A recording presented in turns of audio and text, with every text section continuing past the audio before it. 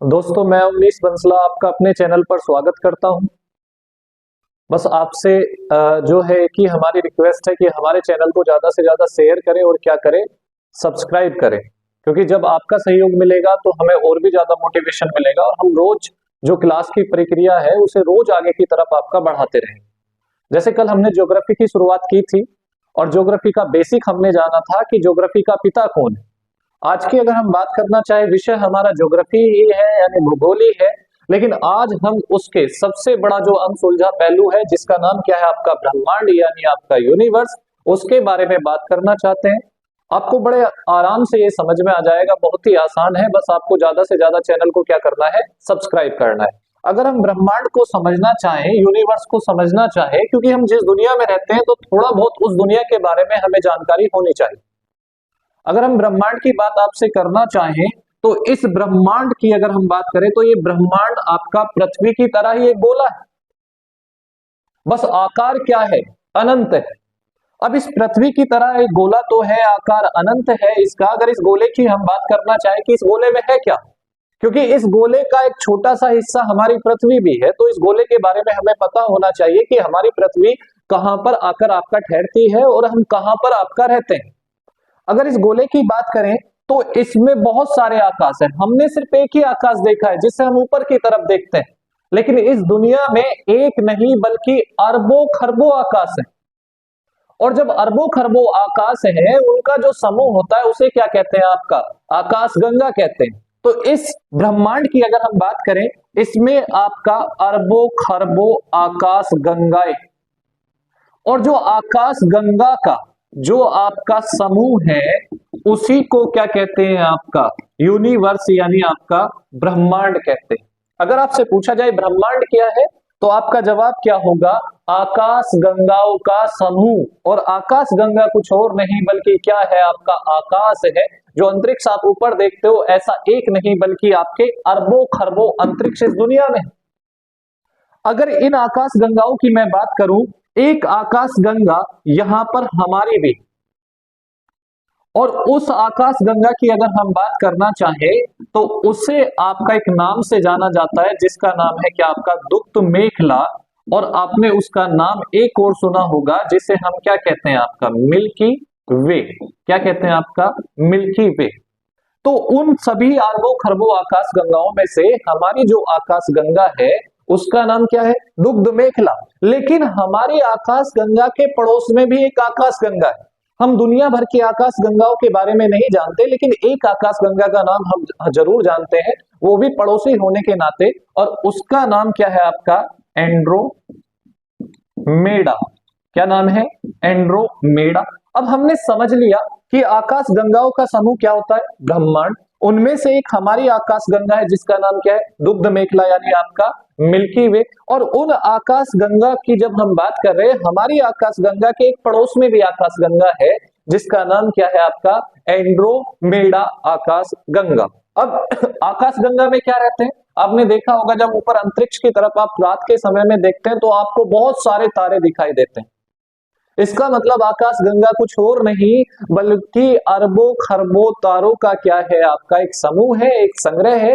यानी एक आकाश गंगा में आपके जो तारे रहते हैं उनकी संख्या क्या है, आपका अरबों खरबों है। यानी अरबों खरबों तारे हमारा क्या रहते हैं, आपका आकाश गंगा में रहते हैं। तो हमारी आकाश गंगा का नाम क्या है, दुग्ध मेखला, जो कि किसका समूह है, आपका तारों का समूह है। अब तारे की अगर मैं बात करना चाहूं, इस आकाश गंगा में एक हमारा तारा है, और जो हमारा तारा है उसका नाम क्या है, आपका जो आपने देखा है।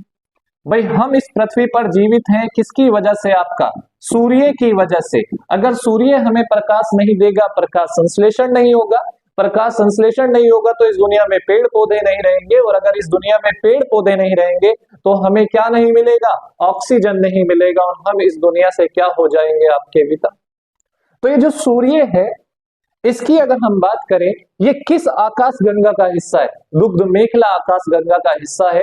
अब इतना तो हमें भी याद रखना है कि जब सूर्य इसका एक तारा है आकाश गंगा का, तो सूर्य के पड़ोस में भी एक तारा होगा जिसका नाम क्या है, आपका प्रोक्सिमा सेंचुरी। क्या नाम है, प्रोक्सिमा सेंचुरी। तो अगर हम बात करना चाहें कि हमारा जो तारा सूर्य है उसके पास अगर कोई तारा है तो उसका नाम क्या है आपका? Proxima Centauri. हमने अभी तक क्या कहा कि ब्रह्मांड आकाश गंगाओं का समूह है। हमारी आकाश गंगा का नाम क्या है? दुग्ध मेखला यानी मिल्की वे। और हमारी आकाश गंगा के सबसे नजदीक जो आपका आकाश गंगा है उसका नाम क्या है? एंड्रोमेडा। हमारी आकाश गंगा में भी क्या है? अरबों खरबों तारे। उन अरबों खरबों तारों में से एक तारा क्या है? सूर्य। और सूर्य के सबसे नजदीक तारा कौन है? Proxima Centauri. अब अगर हम इस सूर्य की बात करना चाहें, इसका एक परिवार है और इसका जो परिवार है उसका नाम क्या है? सूर्य का परिवार। और सूर्य के परिवार को किस नाम से जाना जाता है? सौर परिवार। और उस सौर परिवार में आपके कितने ग्रह हैं? 8 ग्रह हैं। और उन 8 ग्रहों में से एक ग्रह कौन है आपका? पृथ्वी है। यानी कहने का मतलब आपका ये है कि हमारा जो परिवार है यानी सूर्य का, जिसे हम सौर परिवार कहते हैं, उसी का आपका ग्रहों की बात करें तो कितना है? 8। लेकिन उन 8 ग्रहों में से एक ग्रह कौन सा है आपका? पृथ्वी। और इस पृथ्वी की अगर हम बात करना चाहें, इस पर कितने महाद्वीप हैं? 7 महाद्वीप हैं। कितने महाद्वीप हैं? 7 महाद्वीप हैं। और इन 7 महाद्वीपों में से एक कौन है आपका? एशिया। और उन एशिया में ही एक देश कौन पड़ता है आपका? भारत। जो हमारा महान देश है वो हमारा पृथ्वी पर इस तरीके से पड़ता है। और उस भारत देश में कहीं पे हम भी बैठे हो।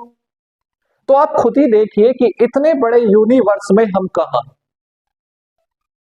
अगर हम देखना चाहें कि इतने बड़े यूनिवर्स में हम कहां हैं तो हमें शुरुआत कहां से करनी होगी? ब्रह्मांड से। ये ब्रह्मांड किससे मिलकर बना है? आकाश गंगाओं से। और आकाश गंगा की अगर हम बात करना चाहें तो आकाश गंगा में क्या है आपके? तारे। और उन तारों में किसकी बात करेंगे हम? सूर्य। सूर्य जो तारा है किस आकाश गंगा में है? दुग्ध मेखला। यानी हमारी आकाश गंगा का नाम क्या है? दुग्ध मेखला। उस सूर्य के परिवार को क्या कहते हैं? सौर परिवार। और सौर परिवार में कितने ग्रह हैं? 8। उन 8 ग्रह में एक कौन है आपका? पृथ्वी। और इसी के बारे में तो हमें पढ़ना है ज्योग्राफी विषय में। उस पृथ्वी पर कितने महाद्वीप हैं? 7 महाद्वीप। उनमें एक महाद्वीप कौन है? एशिया। और एशिया में कौन है आपका? भारत। यहां पे हम कहीं।